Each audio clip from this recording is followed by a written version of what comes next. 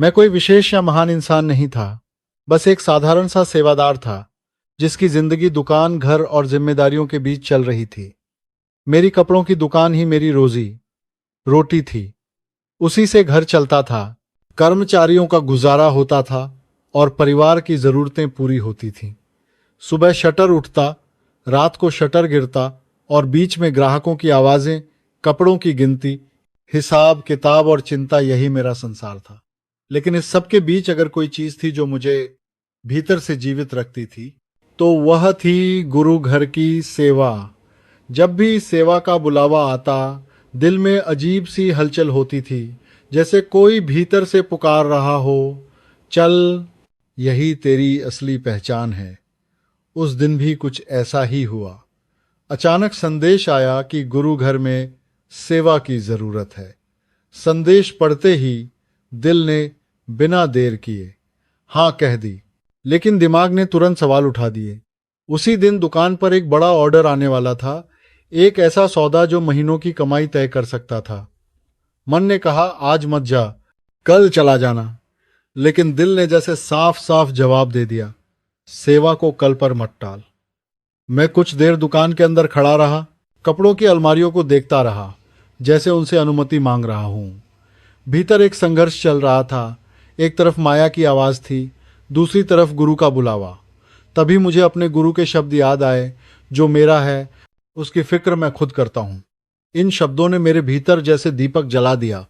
मुझे समझ आ गया कि यह सिर्फ सेवा का बुलावा नहीं है, यह मेरे विश्वास की परीक्षा है। अगर मैं आज डर गया तो शायद जीवन भर ये कसक रहेगी कि मैंने सेवा को कारोबार से नीचे रख दिया। मैंने गहरी सांस ली, शटर की ओर बढ़ा और दुकान को वैसे ही खुला छोड़कर बाहर निकल पड़ा। उस पल मन में डर भी था, लेकिन उससे कहीं ज्यादा भरोसा था।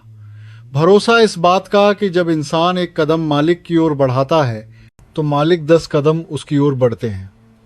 मैं सेवा की राह पर चल पड़ा, ये जाने बिना कि ये कदम मेरी जिंदगी की सबसे बड़ी सीख बनने वाला है।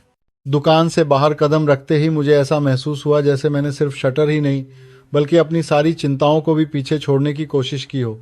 लेकिन मन बड़ा चालाक होता है, वह पीछे नहीं छूटता।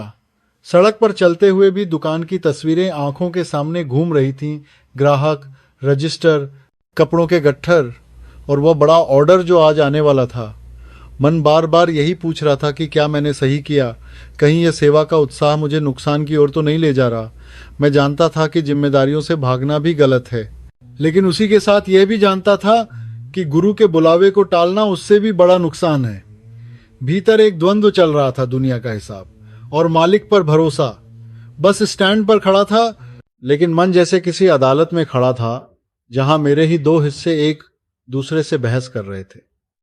तभी मैंने मन ही मन गुरु को याद किया और धीरे से कहा, हे मालिक, अगर यह मेरी गलती है तो इसकी सजा भी मैं ही भुगत लूंगा, लेकिन सेवा से मुझे मत रोकना। यह कहते ही मन थोड़ा हल्का हुआ। मुझे एहसास हुआ कि डर इस बात का नहीं है कि नुकसान होगा, डर इस बात का है कि नियंत्रण मेरे हाथ में नहीं रहेगा। इंसान को लगता है कि सब कुछ उसी के दम पर चल रहा है, जबकि सच यह है कि हम सिर्फ माध्यम हैं। जैसे मैं सेवा स्थल के पास पहुंच रहा था, मन के सवाल कम होते जा रहे थे और दिल की आवाज़ साफ होती जा रही थी। दिल कह रहा था कि जो छोड़कर आया है वह कभी खाली नहीं जाएगा। गुरु ने कभी किसी को भूखा नहीं लौटाया, ना धन से, न प्रेम से, न अनुभव से। मुझे अपने पुराने अनुभव याद आए। जब जब मैंने सेवा को चुना, तब तब कोई ना कोई राह अपने आप बनती चली गई। उस समय भी मैं पूरी तरह निश्चिंत नहीं था, लेकिन अब मन की जगह दिल आगे चल रहा था। मैंने खुद से कहा कि अगर आज कुछ भी छूट गया तो वह शायद मेरी परीक्षा थी, और अगर बच गया तो वह मालिक की दया। उस पल मैंने यह तय कर लिया कि मैं परिणाम की चिंता छोड़कर कर्म करूंगा। सेवा की राह पर चलते हुए ये पहली बार नहीं था कि मन डरा हो, लेकिन शायद ये पहली बार था जब मैंने उस डर को सुना जरूर, पर माना नहीं। मैं जानता था कि इस रास्ते पर चलते हुए हर कदम मुझे कुछ सिखाने वाला है, और यह अध्याय मेरी जिंदगी में विश्वास और समर्पण की नींव रखने वाला है। सेवा स्थल पर पहुंचते ही जैसे मेरे भीतर की सारी उथल पुथल धीरे धीरे शांत होने लगी। वहां पहुंचकर न किसी ने मेरा नाम पूछा, न मेरे कारोबार के बारे में कोई जिज्ञासा दिखाई, न किसी को इस बात से फर्क पड़ा कि मैं क्या छोड़कर आया हूं। सब अपने अपने हिस्से की सेवा में लगे थे और वही सबसे बड़ी पहचान थी। किसी ने मुझे पानी की व्यवस्था में लगा दिया, किसी ने पंडाल के पास आने जाने वालों की सहायता के लिए कहा, और मैंने बिना कुछ सोचे समझे काम शुरू कर दिया। शुरुआत में हाथ काम में लगे थे, लेकिन मन अभी भी कहीं पीछे दुकान के दरवाजे पर खड़ा था, जैसे पूछ रहा हो कि सच में सब ठीक होगा या नहीं। पर जैसे जैसे समय बीतता गया, मन ने भी हथियार डालने शुरू कर दिए। सेवा करते हुए मैंने महसूस किया कि जब इंसान अपने आप को पूरी तरह किसी बड़े उद्देश्य में झोंक देता है, तब उसके छोटे छोटे डर अपने आप गलने लगते हैं। पसीना बह रहा था, पैर दुख रहे थे, लेकिन भीतर एक अजीब सा आनंद था जो थकान को महसूस ही नहीं होने दे रहा था। बीच बीच में जब संगत के चेहरे देखता, किसी के माथे पर सुकून, किसी की आंखों में श्रद्धा, तो दिल अपने आप भर आता। मुझे लगा जैसे मैं सिर्फ पानी या व्यवस्था नहीं संभाल रहा, बल्कि किसी के भीतर के बोझ को थोड़ा हल्का करने का साधन बन रहा हूँ। उस समय दुकान, सौदा, पैसे सब बहुत दूर लगने लगे, जैसे किसी और जन्म की बातें हों। सेवा के हर छोटे काम में मुझे गुरु की मौजूदगी महसूस होने लगी। कभी किसी बुजुर्ग का आशीर्वाद मिलता, कभी किसी बच्चे की मुस्कान, और कभी किसी अजनबी की आंखों में धन्यवाद। धीरे धीरे मुझे ये एहसास होने लगा कि सेवा सिर्फ देने का नाम नहीं है, सेवा हमें लेने की आदत से मुक्त करती है। उस दिन मैंने पहली बार साफ साफ देखा कि जब हम कुछ छोड़ते हैं तो खाली नहीं होते, बल्कि भरने लगते हैं। समय का पता ही नहीं चला। जब सेवा पूरी होने की घोषणा हुई, तब जाकर एहसास हुआ कि कई घंटे बीत चुके हैं। मैं थका हुआ था, लेकिन भीतर से इतना हल्का और शांत था जैसा शायद वर्षों से महसूस नहीं किया था। मुझे लगा जैसे मैंने दुकान का शटर खुला छोड़ दिया था, लेकिन अपने मन के बंद दरवाजे उस दिन खुल गए थे। सेवा के बीच एक ऐसा पल आया जब मुझे पहली बार साफ महसूस हुआ कि मैं सिर्फ कोई काम नहीं कर रहा, बल्कि भीतर से बदल रहा हूँ। हाथ लगातार चलते जा रहे थे, कभी पानी की बाल्टी उठाते, कभी किसी बुजुर्ग को सहारा देते, कभी किसी को रास्ता बताते, लेकिन मन पूरी तरह वर्तमान में टिक गया था। न बीते की चिंता थी, न आने वाले समय का डर। ऐसा लग रहा था जैसे जीवन पहली बार अभी में जिया जा रहा हो। उसी पल मुझे समझ आया कि सच्चा सुकून आराम से नहीं, समर्पण से मिलता है। पसीने से भीगे कपड़े, थकी हुई देह, लेकिन भीतर एक ऐसी ठंडक थी जो शब्दों में बयान नहीं की जा सकती। मुझे याद आया कि अक्सर हम कहते हैं आज आराम कर लूं, कल सेवा कर लेंगे, पर सच यह है कि सेवा ही सबसे बड़ा आराम है। वहां कोई बड़ा नहीं था, कोई छोटा नहीं था। सब एक ही पंक्ति में खड़े थे, सब एक ही भाव में जुड़े थे। मैंने देखा कि कई सेवादार मुझसे उम्र में बड़े थे, फिर भी बिना किसी अहंकार के झुककर सेवा कर रहे थे। उन्हें देखकर मेरे भीतर का थोड़ा सा बचा हुआ अभिमान भी पिघलने लगा। उस दिन मुझे पहली बार एहसास हुआ कि अहंकार का वजन कितना भारी होता है और सेवा उसे कैसे हल्का कर देती है। बीच बीच में जब आंखें बंद होती तो मन अपने आप गुरु की ओर झुक जाता। ऐसा लगता था जैसे गुरु सामने खड़े होकर मुस्कुरा रहे हों और कह रहे हों, बस करते रहो, बाकी मैं देख लूंगा। ये सोचते ही दिल भर आता और आंखें नम हो जाती। उस सुकून में कोई शोर नहीं था, कोई दिखावा नहीं था, बस एक गहरी शांति थी जो भीतर तक उतरती चली जा रही थी। मैंने अपने जीवन में कई बार खुशी महसूस की थी, कभी अच्छा मुनाफा हुआ, कभी घर में कोई शुभ काम हुआ, लेकिन वह खुशी क्षणिक थी। उस दिन जो सुकून मिला वह स्थायी सा लग रहा था। ऐसा लग रहा था जैसे किसी ने भीतर की उलझी हुई डोर को सुलझा दिया हो। मुझे समझ आने लगा कि गुरु हमें बाहर कुछ पाने के लिए नहीं बुलाते, वे हमें हमारे भीतर से मिलने बुलाते हैं। सेवा के हर पल में मैं अपने आप को थोड़ा थोड़ा खोता जा रहा था और उसी खोने में खुद को पा रहा था। जब सेवा समाप्त होने की घोषणा हुई, तब मन में हल्की सी उदासी भी थी कि काश ये अवस्था थोड़ी और चलती। उस दिन मैंने जान लिया कि सच्चा सुकून तब आता है जब इंसान अपने आप को पूरी तरह मालिक के हवाले कर देता है। जब सेवा समाप्त हुई और मैं वहां से लौटने के लिए निकला, तो मन में एक अजीब सा खालीपन था, जैसे किसी शांत झील से अचानक किसी शोरगुल भरी सड़क पर आ गया हूं। सेवा के दौरान जो गहरी शांति भीतर उतर आई थी वह अब भी थी, लेकिन उसके किनारे किनारे कहीं ना कहीं एक हल्की सी चिंता भी सर उठाने लगी थी। रास्ते में चलते हुए कदम अपने आप धीमे हो गए। आंखें सामने थीं, लेकिन मन फिर से दुकान की तरफ मुड़ने लगा था। सोच रहा था कि पता नहीं उस समय दुकान पर क्या हुआ होगा, कर्मचारी ठीक से संभाल पाए होंगे या नहीं, कोई बड़ा ग्राहक नाराज तो नहीं हुआ होगा। इंसान कितना भी समझदार बन जाए, जिम्मेदारियों का बोझ उसे पूरी तरह छोड़ता नहीं। बस फर्क इतना था कि अब डर उतना तेज नहीं था जितना पहले हुआ करता था। मुझे बार बार वही बात याद आ रही थी कि मैंने दुकान खुली छोड़ दी थी बिना किसी पक्के इंतजाम के। मन कभी कहता शायद आज नुकसान हो गया होगा, तो कभी कहता अगर कुछ बिगड़ा भी होगा तो तूने गलत नहीं किया। इन दोनों आवाजों के बीच में आगे बढ़ता जा रहा था। घर पहुंचा, परिवार से मिला, लेकिन दिल पूरी तरह वहां भी नहीं टिक पा रहा था। जल्दी जल्दी कपड़े बदले और दुकान की ओर निकल पड़ा। रास्ते में मैंने खुद को समझाने की कोशिश की, जो होगा देखा जाएगा। सेवा का फल कभी खाली नहीं जाता। फिर भी दिल के किसी कोने में एक अनजाना डर बैठा हुआ था, जो बिना बोले ही बहुत कुछ कह रहा था। जैसे जैसे दुकान पास आती जा रही थी, दिल की धड़कन तेज होती जा रही थी। शटर के सामने खड़ा होकर एक पल को मैंने आंखें बंद कर लीं। उस एक पल में सेवा के सारे दृश्य आंखों के सामने घूम गए। पसीना, मुस्कानें, शांति, गुरु की याद। मैंने मन ही मन कहा, हे मालिक, अब जो भी है तेरी मर्जी। शटर उठाते समय हाथ थोड़े कांप रहे थे। अंदर का नजारा वैसा ही था जैसा मैं छोड़कर गया था, लेकिन भीतर का मन अब वैसा नहीं था। मैं सीधे गल्ले और रजिस्टर की ओर बढ़ा, जैसे वहीं से मेरे सवालों का जवाब मिलने वाला हो। उस समय मुझे यह एहसास हो रहा था कि असली परीक्षा सेवा के दौरान नहीं, सेवा के बाद होती है। जब इंसान फिर से दुनिया के बीच लौटता है और देखता है कि उसका विश्वास कितना गहरा है।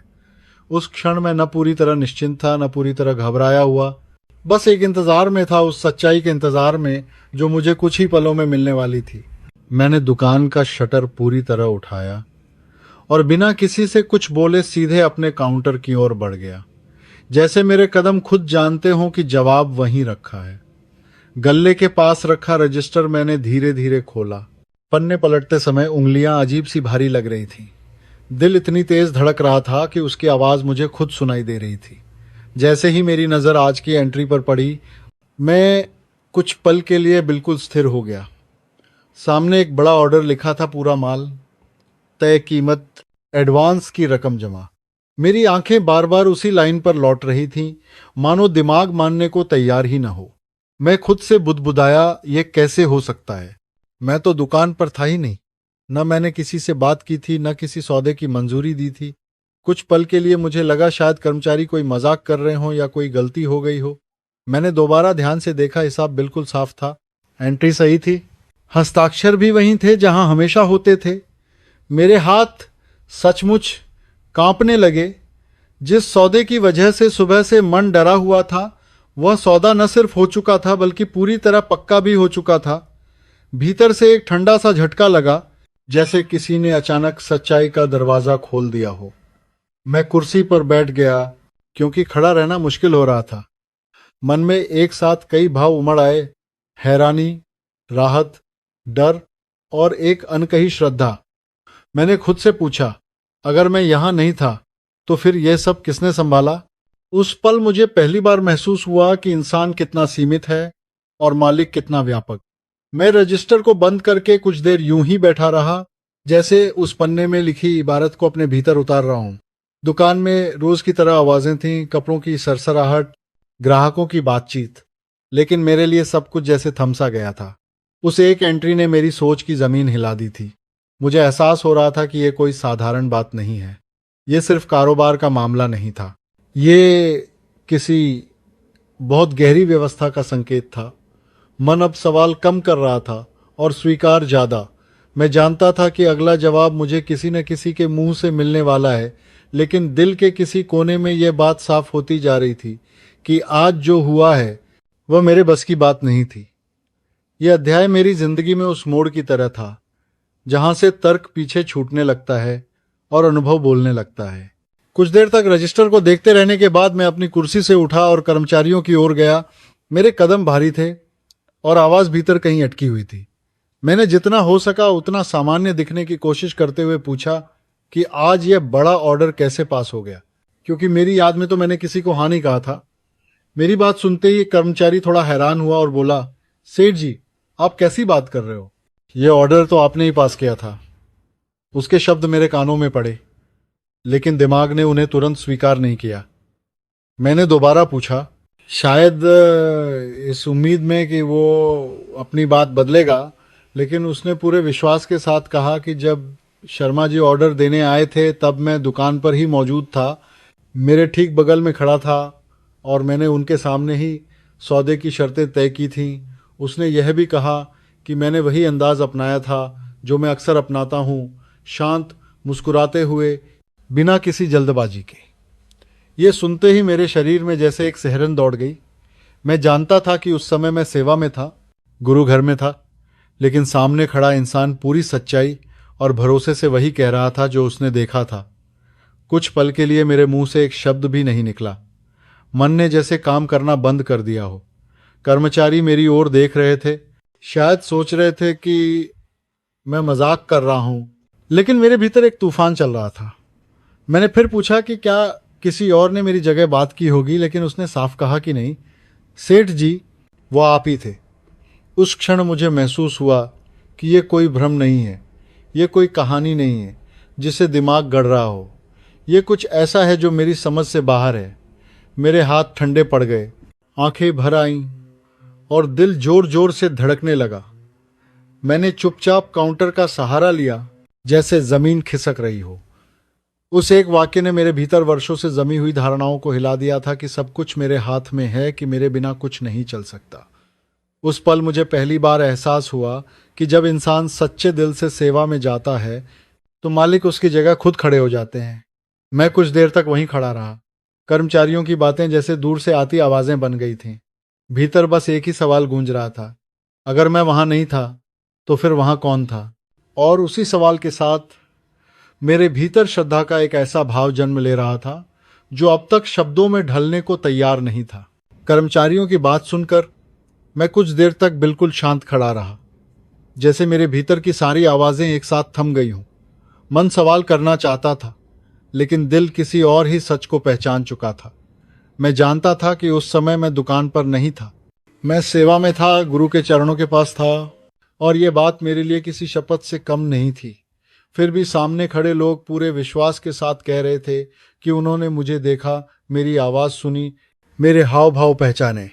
उस पल मुझे महसूस हुआ कि अब तर्क का सहारा लेना बेकार है। यह कोई साधारण घटना नहीं थी, ये उस कृपा का संकेत था जिसे समझाने के लिए शब्द कम पड़ जाते हैं। धीरे धीरे मेरे भीतर यह भाव स्पष्ट होने लगा कि यह काम किसी इंसान का नहीं हो सकता। यह वही कर सकता है जो हर जगह है, जो हर रूप में प्रकट हो सकता है। मेरे रोंगटे खड़े हो गए, आंखें अपने आप नम हो गईं। मुझे लगा जैसे किसी ने पर्दे के पीछे से झांककर मुझे दिखा दिया हो कि असली कर्ता कौन है। वर्षों से मैं यह मानता आया था कि कारोबार मेरी मेहनत से चलता है, मेरी समझ से आगे बढ़ता है, लेकिन उस दिन पहली बार यह एहसास हुआ कि मैं तो सिर्फ एक साधन हूं। जिसने मुझे सेवा पर भेजा, उसी ने मेरी जगह खड़े होकर मेरी जिम्मेदारी भी निभाई। उस पल दिल में कोई डर नहीं था, कोई गर्व नहीं था, बस एक गहरी कृतज्ञता थी।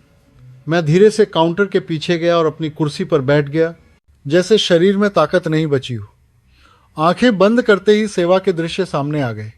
वही शांति, वही सुकून, वही गुरु की याद। अब सब कुछ जुड़ता जा रहा था। सेवा के समय जो सुकून मिला था वह किसी सौदे का नहीं, बल्कि इसी अनुभव की तैयारी थी। मुझे लगा जैसे मालिक ने मुझे यह दिखाने के लिए ही यह लीला रची हो कि अगर तू मुझे चुनता है तो मैं तुझे कभी अकेला नहीं छोड़ता। मेरे भीतर का अहंकार उस पल पूरी तरह पिघल गया।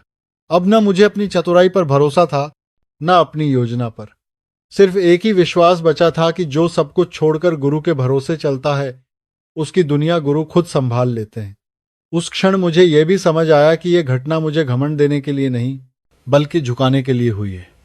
मैंने मन ही मन सिर झुका लिया और बिना कुछ कहे उस कृपा को स्वीकार कर लिया, क्योंकि कुछ अनुभव ऐसे होते हैं जिन्हें शब्दों में नहीं, सिर्फ आंसुओं और मौन में ही जिया जा सकता है।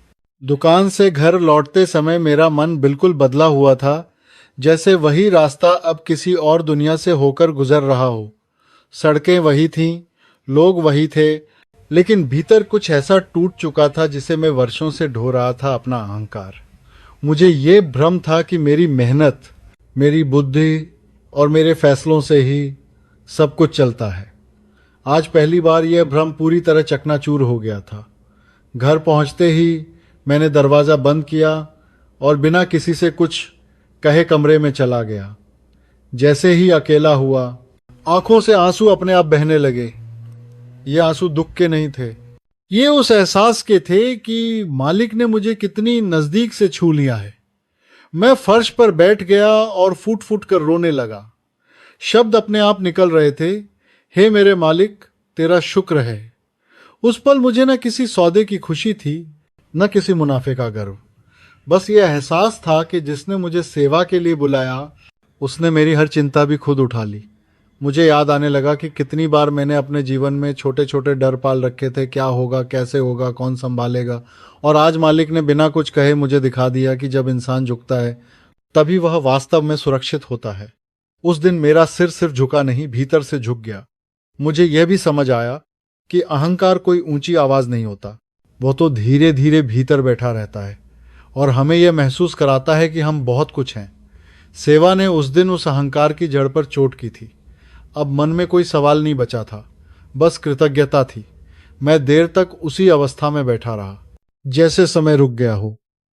उस दिन के बाद मेरे लिए शुक्राना सिर्फ एक शब्द नहीं रहा, वह मेरी सांसों का हिस्सा बन गया। सुबह उठते ही, काम शुरू करते समय, किसी से बात करते हुए हर पल यही भाव रहने लगा कि जो कुछ भी है वो मेरा नहीं, मालिक का दिया हुआ है। मैंने तय कर लिया कि अब सेवा मेरे लिए कोई अतिरिक्त काम नहीं होगी, बल्कि मेरी प्राथमिकता होगी, क्योंकि जिस मालिक ने मेरी गैरहाजिरी में मेरी जिम्मेदारी निभाई, वो मेरी जिंदगी की हर कमी को भी भर सकता है। उस रात मैं सोया तो मन में कोई डर नहीं था, कोई चिंता नहीं थी। पहली बार नींद इतनी गहरी और शांत थी, जैसे किसी ने मेरे भीतर की सारी गांठें खोल दी हों। अहंकार के टूटने के बाद जो सुकून मिला, वही मेरी जिंदगी की सबसे बड़ी कमाई बन गया। आज जब मैं उस पूरी घटना को पीछे मुड़कर देखता हूं, तो महसूस करता हूं कि वह सिर्फ एक चमत्कार नहीं था, बल्कि मेरी जिंदगी को दिशा देने वाला एक गहरा सबक था। उस दिन मालिक ने मुझे ये नहीं दिखाया कि वह मेरे लिए सौदा कर सकता है, बल्कि ये सिखाया कि मैं कितना छोटा हूं और वो कितना बड़ा है। पहले मैं ये सोचता था कि सेवा और संसार को किसी तरह संतुलन में रखना पड़ता है, जैसे एक को चुनो तो दूसरा छूट जाएगा। लेकिन उस अनुभव ने मेरी यह सोच हमेशा के लिए बदल दी। अब मुझे साफ समझ आ गया है कि जब इंसान सेवा को जीवन का केंद्र बना लेता है, तो संसार अपने आप व्यवस्थित हो जाता है। मैंने यह भी सीखा कि गुरु पर विश्वास शब्दों से नहीं, कर्म से साबित होता है। सेवा का बुलावा आए और हम सुविधा देखें तो विश्वास अधूरा रह जाता है। उस दिन मैंने सुविधा नहीं, श्रद्धा को चुना और बदले में जो मिला वह किसी सौदे से कहीं बड़ा था। आज मैं संगत से दिल से यही कहना चाहता हूं कि सेवा को कभी नुकसान की नज़र से मत देखिए। सेवा वह बीज है जो भले आज न दिखे, लेकिन सही समय पर ऐसा फल देता है जिसे गिना नहीं जा सकता। मैंने यह भी जाना कि मालिक हमारी परीक्षा नुकसान देकर नहीं, भरोसा देकर लेते हैं। वह ये नहीं देखते कि हमारे पास कितना है, वो ये देखते हैं कि हम उनके भरोसे कितने चल सकते हैं। अब मेरे जीवन में जब भी कोई कठिन घड़ी आती है, तो मन घबराता नहीं, बल्कि वही शब्द अपने आप उभर आते हैं, हे मेरे मालिक, तेरा शुक्र है। यह शुक्राना मुझे हर परिस्थिति में स्थिर रखता है। मुझे अब यह भी समझ आ गया है कि मालिक हमारे काम छीनते नहीं, वे हमें काम से मुक्त करके अपने पास बुलाते हैं और उसी समय हमारी जिम्मेदारियां खुद संभाल लेते हैं। यह घटना मेरे लिए किसी कहानी की तरह नहीं, बल्कि रोज का मार्गदर्शन बन गई है। अब अगर दुकान में मुनाफा हो तो भी शुक्र, अगर कभी घाटा हो तो भी शुक्र, क्योंकि असली कमाई वह है जो मन को झुका दे। अंत में मेरी संगत से एक ही विनती है, जब भी गुरु घर से सेवा का बुलावा आए, उस पल को टालिए मत। हो सकता है उस एक कदम में आपकी जिंदगी का सबसे बड़ा डर टूट जाए और सबसे गहरा विश्वास जन्म ले ले। मैंने अपने जीवन से यही सीखा है कि जो खुद को पूरी तरह मालिक के हवाले कर देता है, उसकी जिंदगी में मालिक खुद उतर आते हैं। और तब इंसान सिर्फ जीता नहीं, सच में मुक्त होकर जीता है।